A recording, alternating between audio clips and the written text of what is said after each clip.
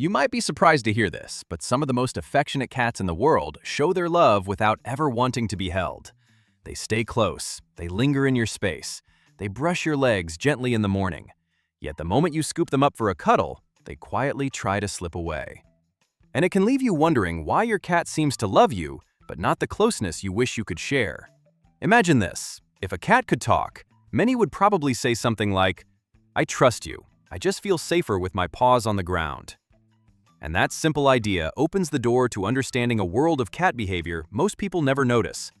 Cats have their own language, a language made of tiny gestures, quiet choices, and calm moments. And when you learn to see those moments clearly, the relationship changes, gently and beautifully. Today, let's explore why your cat may not enjoy cuddling and what it really means for your bond. The grounded feeling that many cats need. Some cats dislike being picked up because it takes away the control of their paws touching the ground. It doesn't matter how much they trust you, the instinct runs deeper than emotion. To a cat, being lifted feels a little like losing their balance. And for an animal that survives by precision, that sensation can feel unsettling.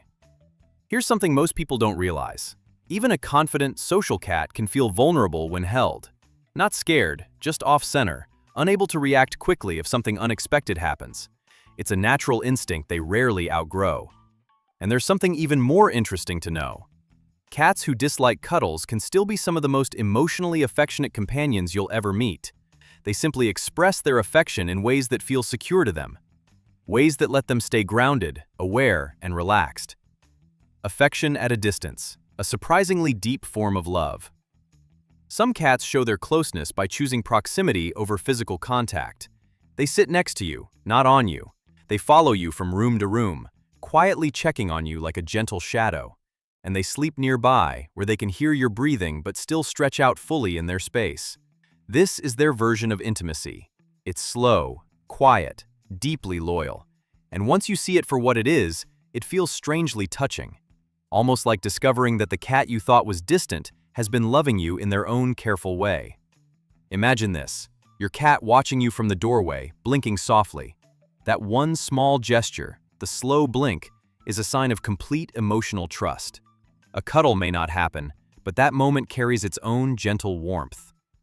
The personal space instinct most cats live by. Cats navigate the world through their comfort bubble. If something enters that bubble too quickly, even a loving hand, their instinct is to step back.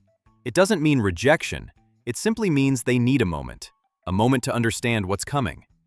Think about how your cat greets you. They rarely walk straight into your hands. They approach slowly, tail slightly lifted, letting you offer your hand first. That pause is part of their process. Here's something interesting. Cats almost never invade each other's space without permission. Two bonded cats touch noses, wait, and then maybe groom, but only if the other cat agrees. To them, consent isn't just social, it's instinctive. And when you follow that instinct, things change. Your cat starts to lean in more.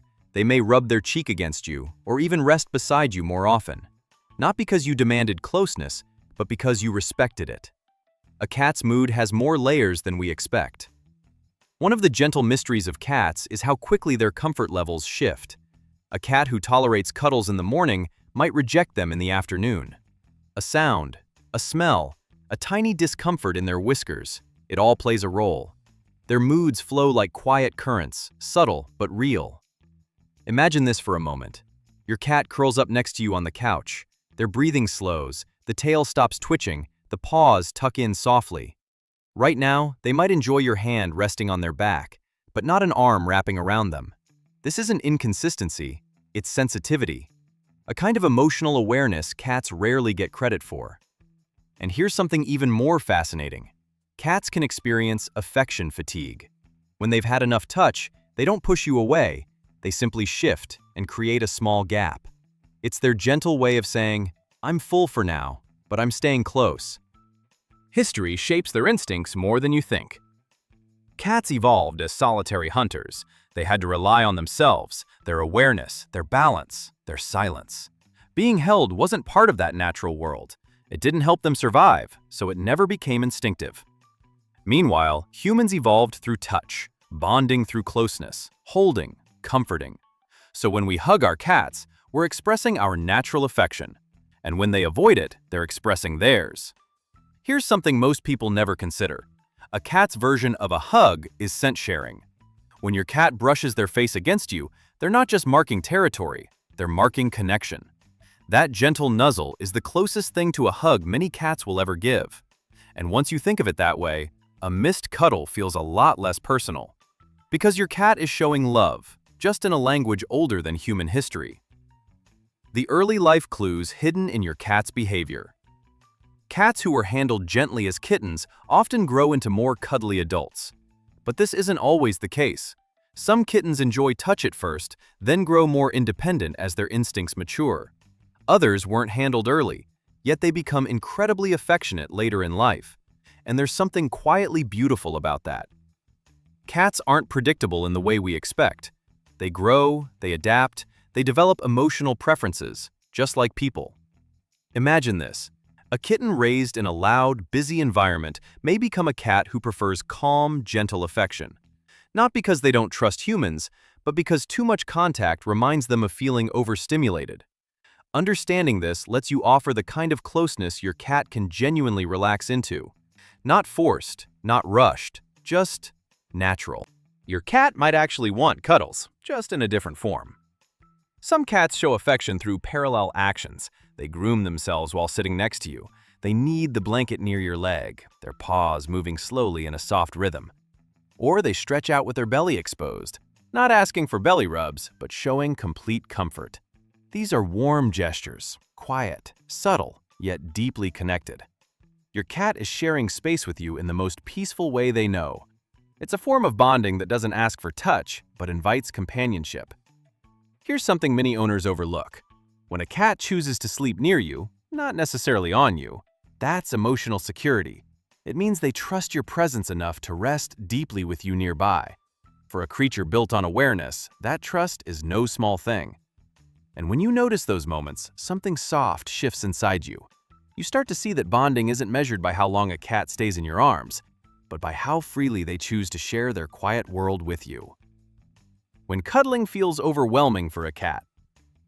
Cats are highly sensitive to sensory overload. Strong scents, loud sounds, sudden movements, all of it weighs on their comfort level. When you pick up a cat during a moment of high stimulation, the reaction often looks like rejection, but truly, it's just self-protection.